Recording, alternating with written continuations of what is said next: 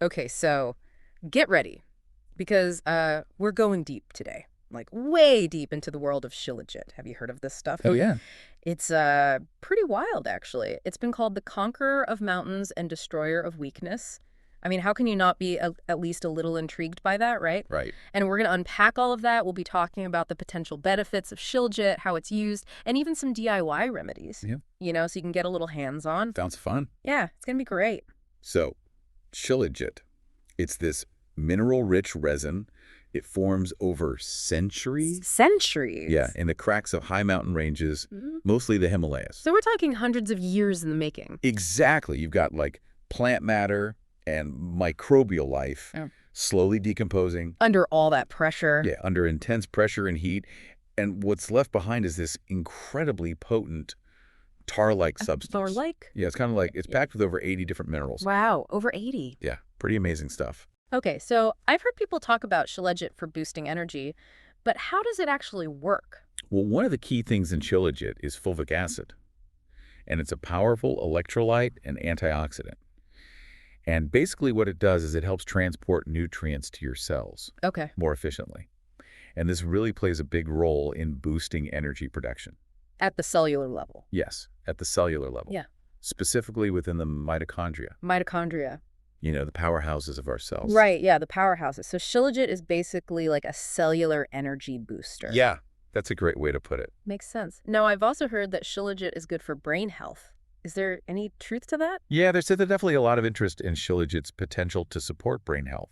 Studies have shown that it has what we call neuroprotective properties. Neuroprotective. Yeah, meaning it can actually help protect brain cells from damage. And some research suggests that it might even play a role in slowing down cognitive decline by reducing the buildup of tau protein. Tau protein. Yes, which is implicated in conditions like Alzheimer's. Wow, so that's huge. Yeah, it's pretty significant. And along with that, Shilajit can increase dopamine levels in the brain. Dopamine. Yeah, that feel-good neurotransmitter.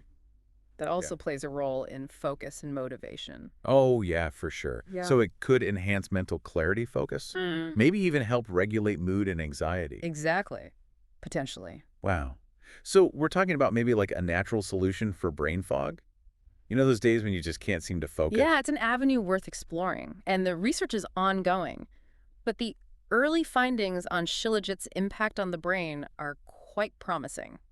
That's amazing. Okay, so we've talked about energy, we've talked about brain health, but what about the immune system? I've also heard Shilajit is good for that. Oh, absolutely. Shilajit is packed with antioxidants, and those antioxidants help fight free radicals and reduce oxidative stress. What theoretically It means? strengthens your immune system, Yeah. and it improves your body's ability to fight off illness. That's like giving your immune system a boost to help fight off all those things we're exposed to every day. Okay, now do you remember fulvic acid Yes. from earlier? Of course. That plays a crucial role in detoxification too, right? Yes, it does. Fulvic acid can bind to heavy metals and other toxins, Oh, wow. which makes it easier for your body to eliminate them. So it strengthens your immune system, And and it helps you detox. It's a powerful combination. I'm starting to see why people are so excited about this. Now, before we move on to how to actually use Shilajit, I'm curious about hormones. I know you can't make specific medical claims, but I've heard some things about Shilajit and hormones, like maybe being beneficial for hormonal balance and even libido. Right. Well, Shilajit is what we call an adaptogen. And Mhm. basically what that means is it helps your body adapt to stress and maintain balance. Homeostasis. Yeah, exactly. So if it can help regulate our response to stress, it could have some positive effects on our hormonal systems as well. That's a great point. And there is some research that suggests that Shilajit could have a positive impact on hormonal health, particularly for men. Some studies indicate that it may help increase testosterone levels, Interesting. and that can lead to improvements in energy, mood, libido, overall vitality. Okay, but what about women?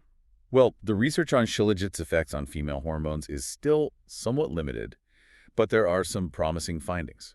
For example, some studies suggest it may help alleviate PMS symptoms and support overall reproductive health. So it sounds like there's a lot we're still learning about Shilajit, but it's definitely a fascinating substance with a long history of use and a growing body of scientific evidence to back it up. I agree. Okay, so before we get into how to use it and dosage and all of that, I want to talk a little bit about bone and joint health Okay. because I think this is something a lot of people are concerned about. Yeah, that's a great point. As we age, maintaining bone and joint health becomes increasingly important, and Shilajit might be able to offer some support in that area. Okay, so tell me, what makes Shilajit so beneficial for our bones and joints? Well, one key factor is its rich mineral content. Shilajit's a natural source of calcium, magnesium, potassium, all crucial for bone density and joint health. It's like a multivitamin for our skeletal system. You could say that.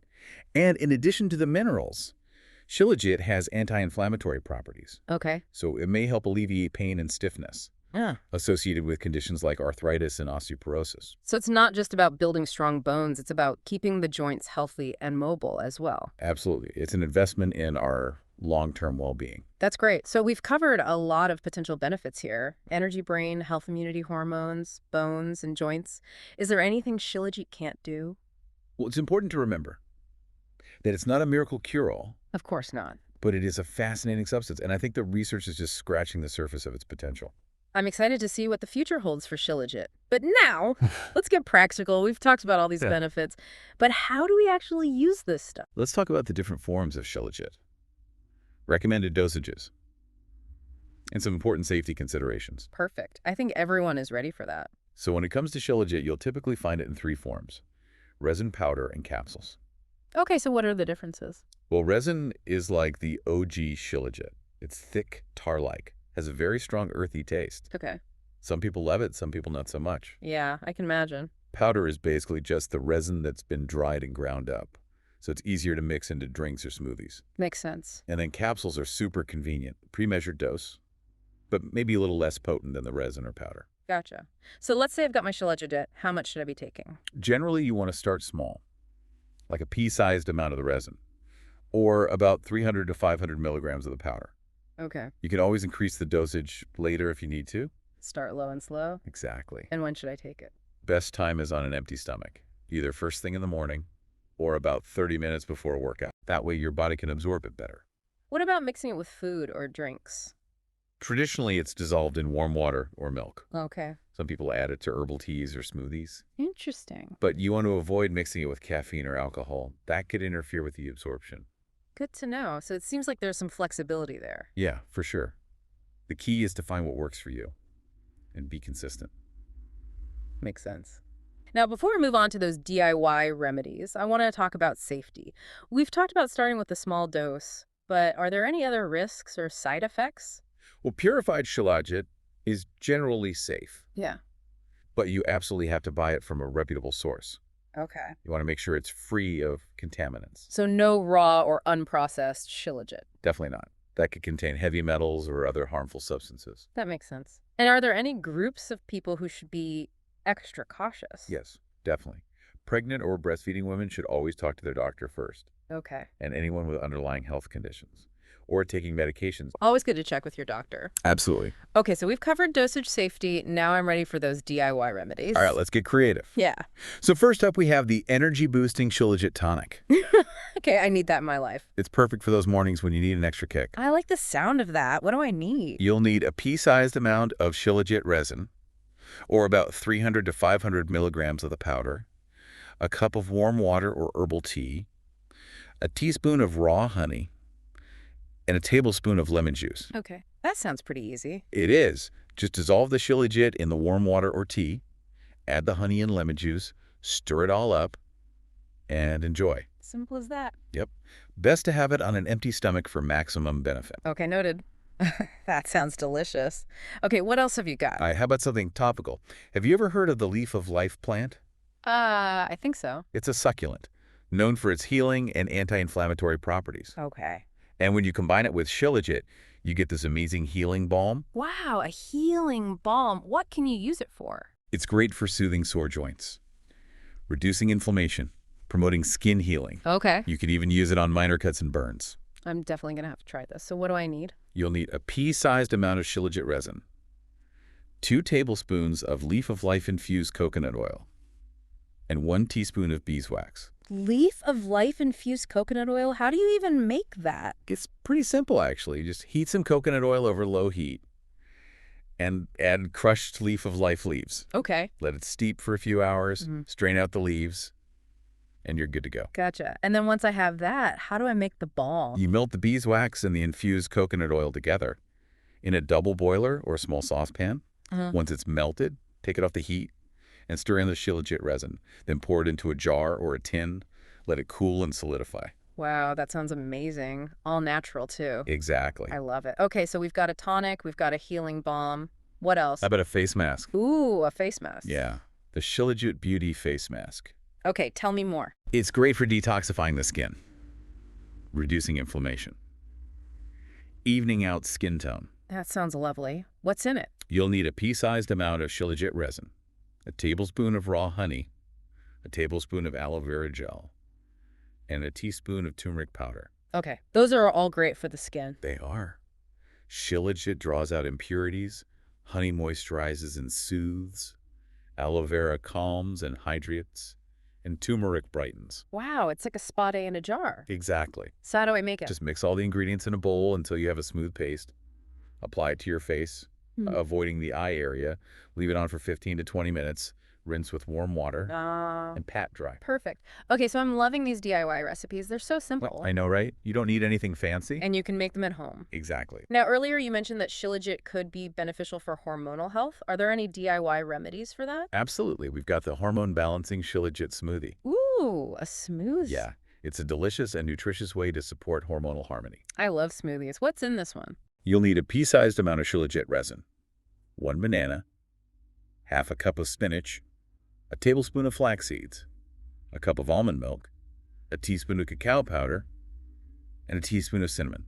Wow, that sounds amazing. It is. Just blend it all up until smooth Okay. and enjoy. Easy peasy. Exactly. And this is good for hormonal balance. It can help, especially if you have it for breakfast or as a post-workout snack. Okay, that's going on my list. Okay, so you've got a tonic, a balm, a face mask, and a smoothie. Anything else? One more. The Shilajit Detox Elixir. Ooh, detox elixir. This one's great for when you want to give your body a little extra help with cleansing. I'm all about detox. What's in it? You'll need a pea-sized amount of Shilajit resin, a tablespoon of apple cider vinegar, a tablespoon of lemon juice, half a teaspoon of cayenne pepper, and a cup of warm water. Okay, those are all very cleansing ingredients. They are. It's great for kickstarting your metabolism, supporting liver function, reducing inflammation, and eliminating toxins. Sounds potent. It is, but in a good way. How often should you drink them? You can have it first thing in the morning on an empty stomach. Okay. The warm water helps flush out toxins. And the other ingredients? They stimulate digestion and support detoxification. I love it. I love all of these recipes. They really highlight how versatile Shilajit is. Right. It's amazing how this one substance can be used in so many different ways. It really is. It's like ancient wisdom meets modern wellness. I like that. Okay, so we've covered a lot of ground today. We talked about the origins of Shilajit, potential benefits, how to use it safely and effectively, and we even explored some amazing DIY remedies. It's been a great deep dive. It has. I mean, was it the energy boost that caught your attention, or maybe the cognitive function stuff, or was it more about the immune system benefits? Or perhaps those DIY remedies really sparked something? They are pretty cool. They are. But maybe you're more drawn to like the history of it all. You know, the ancient origins and how it's been used in traditional medicine for centuries. That is fascinating. It is. Or maybe it's the science, the emerging research that's validating all of these traditional uses. That's always exciting. It is. But whatever it is, whatever aspect of Shilajit really speaks to you, we encourage you to keep exploring. We've got some links in the show notes to some really great resources so you can dive deeper into the research, the history, the different ways Shilajit is being used today. It's definitely worth checking out. It is. And remember, always listen to your body. That's so important. It is. Shilajit is potent. It has a lot to offer. Yeah. But you have to find what works for you. Absolutely. You know, incorporate it into your life in a way that feels good. And remember, the world of natural wellness is huge. There's so much out there. So much to explore. So stay curious. Keep learning. And who knows what other amazing discoveries are waiting for you. Thanks for joining us on this deep dive into the world of Shilajit. Until next time, stay well and keep exploring.